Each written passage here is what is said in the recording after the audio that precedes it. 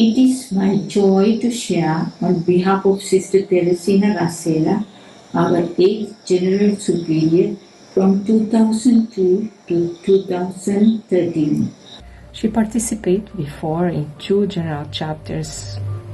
In 1989, she participated as Provincial Superior of Santa Catarina Province, and in 1992 she was elected delegate to the chapter.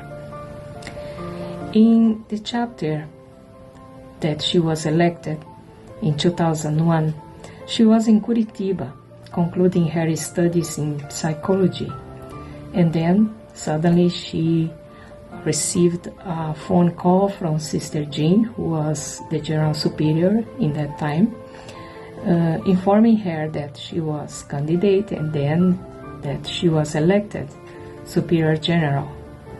Despite her fright and without any time for discernment, she prayed overnight, and then the next day in the morning she said yes. On the next day, in a pure faith and willingness to serve, she trusts that the Savior would give her the strength and the wisdom for this mission that she was saying yes. So she packed her few things in a suitcase, renewed her passport very quickly, and then while the sisters provided her a ticket, and then she arrived in Rome during the chapter to take part in the election of the councillors and in the chapter decisions, final decisions. Under the leadership of Sister Therezinha, the team was directed to get to know the reality of the congregation in its different units, and with the intention of responding to the current emergencies, concern about the crisis of the world, and consequently the Church and the consecrated life, developed and implemented a process called Weaving Salvatorian Life Towards the Future. At this time, the congregation was discerning our solidarity with the situation of poverty of our people. And above all, we were reflecting about the situation of women and all those who are victims of trafficking. But there was also an internal call about our experience as consecrated women and the call to deepen our feminine identity in the light of our charisma, in order to overcome the deep marks of patriarchal culture in which we were educated. In the units, our sisters were taking initiatives and actions in favor of the most vulnerable women. There was a growing awareness of our commitment to the poor and the great causes of justice, the global causes of justice. Through the visit, continental meetings, we were able to deepen our charism and mission according to the reality of each culture. In the 19th General Chapter, 2007 to 2012, Sister Therezinha was re-elected. Then our motto was Salvatorian Women, Mystic and Prophetic in our Suffering World. As the sisters in the 2007 General Chapter shared the experience of their units, after this communication process, we committed to live in solidarity with our suffering world so that all people may have life in fullness.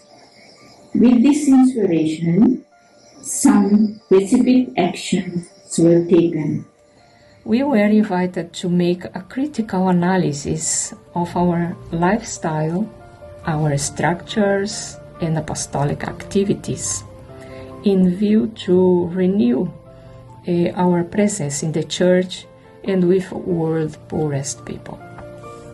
The result of this process of discernment were the priorities that the General Chapter assumed.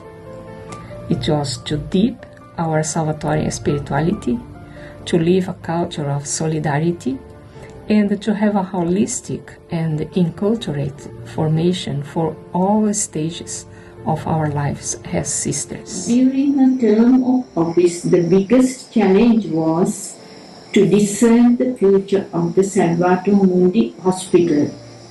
Sister Therezinha was instrumental to take concrete decision on it.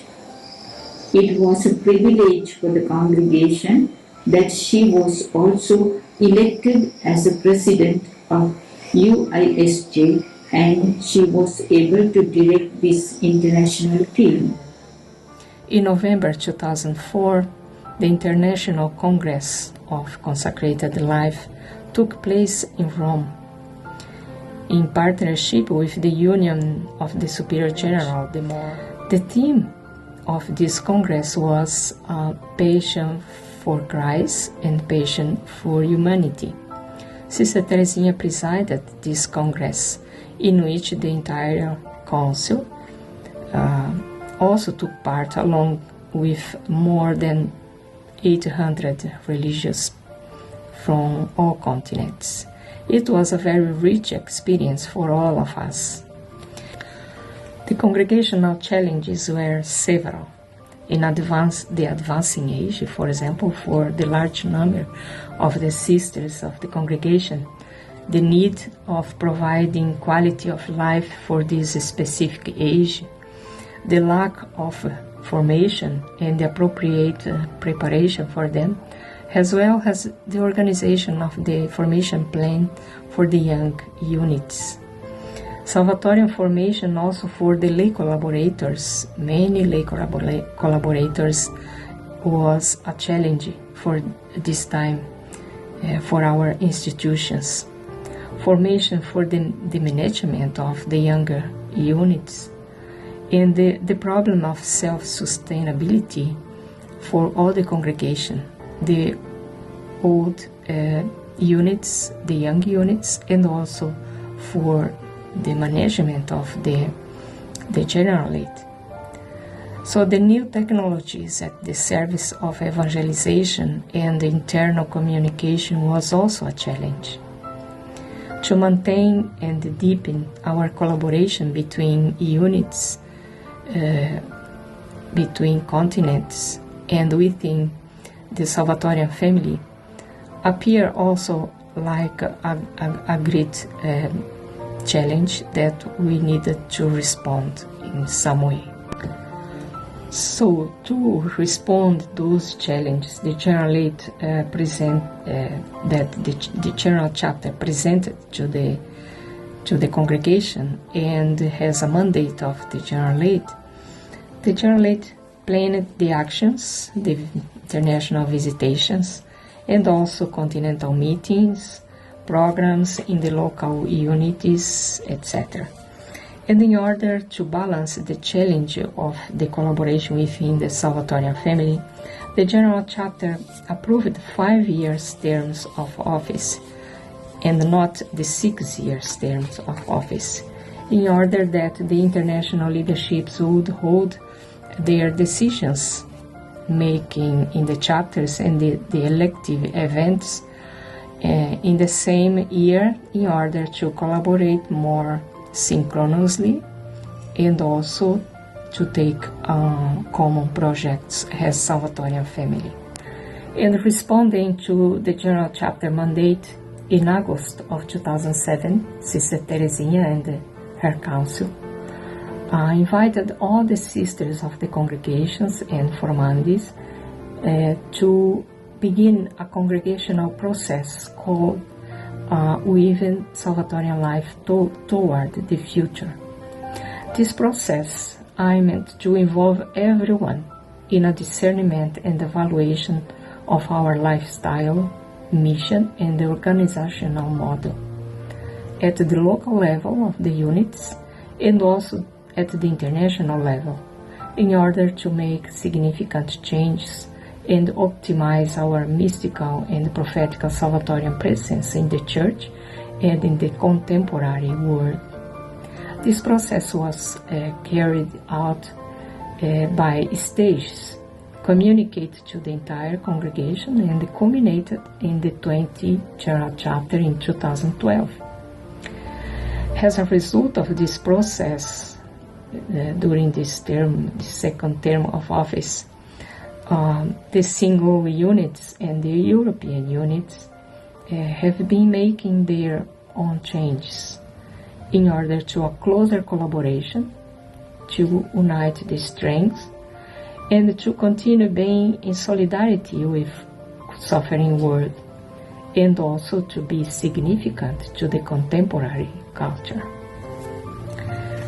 In 2013, Sister Therezinha returned to Brazil, Santa Catarina province, and she was involved with leading retreats and accompanying spirituality and also listening people. She was very active, but we, her co-sisters, were noticing certain memory lapses and some differences in her thinking. And after many medical examinations, she was diagnosed with a reduction in her hippocampus, in the hippocampus of her brain, which was causing a kind of vascular dementia, and that affected her memory. She underwent treatments that slowed down the progression of the disease, but it is irreversible. Has this disease affected present memory? However, remote memories remained, although these two are now beginning also to be affected by the lack of blood circulation in the brain areas, as well as other functions in the central nervous system. Although it's becoming difficult for her to maintain a conversation, to maintain a linguistic communication because of the memories, the present memory is lacking. But Sister Therezinha remains the same tender person, concerned about people, with a deep, deep spirituality. These areas, affective and spiritual, remain alive and present and she is able to take some actions, such as serving juice for a visitor, greeting those who arrive with much joy, staying in the chapel praying in silence, or even saying the rosary in Mass. That is her condition and her situation at this moment. I'm grateful to work for the congregation under the leadership of Sister Therezinha with her simplicity and openness to each one of us in the team. I am sad hearing of her present situation. May God bless her with good health.